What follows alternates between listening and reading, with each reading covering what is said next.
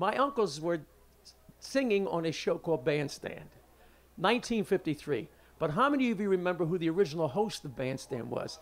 Bob Horn. So I am mandatory that you had to sit and watch my uncle singing on Bandstand in 1953. Now, for the first time, now remember, the Italian part of the family, always dancing. And there's great pictures in here with my cousins. And I'm watching these kids on Bandstand dance. And I said, hey, man, I could dance like that. And I was going to get a smack because you're not supposed to open your mouth. But my Aunt Mim, who was Irish, looked and smiled at me. And like, I know you're going to do that. So I snuck into Bandstand with the kids from Southeast Catholic.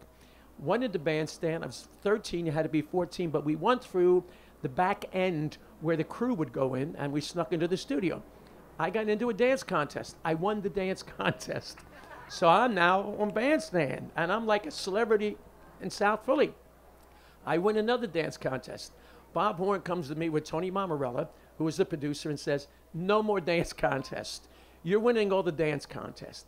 But what we're going to do, we're going to pay you $15 a week. We want you to be the head of the committee. You will rotate the dancers, okay? And whenever we have company, Joni James, Patty Page, Tony Bennett, the DeCastro sisters, I loved J.P. Morgan.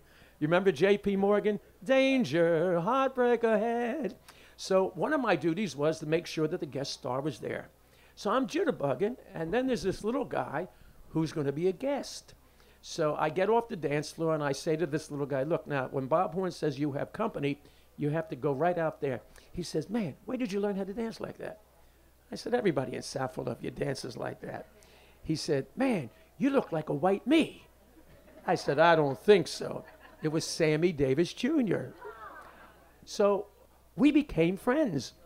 When Bob Horn lost the show, which is a great story in the book, Bob loses the show, Dick Clark takes over. I am told that Bob will be back, that Tony Mamarella is doing it until the heat goes down. Bob Horn was arrested for drunken driving, okay? So I continued doing my duties, getting the kids. All of a sudden, Tony Mamarella, the producer, says, look, Bob's not coming back. We're going to introduce you to the new guy. It was Dick Clark. I said, no, that's not fair. We want Bob Horn. So I started pickets. We were picking Bandstand. Now, imagine trying to do a dance show with no kids getting into the dance studio. So Dick Clark came out with George Kohler, the general manager at that time, and said, look, we're going to give you $30. You will be the head of the committee. Bob is not coming back. I said, no, the picket signs are not coming down. I go out, start the picket. The next thing I do, they arrest me. The picket signs go down. All of the kids that were with Bob Horn are now on TV with Dick Clark, and I'm in jail. My father comes and gets me out right away, and that's the end of my Bandstand career.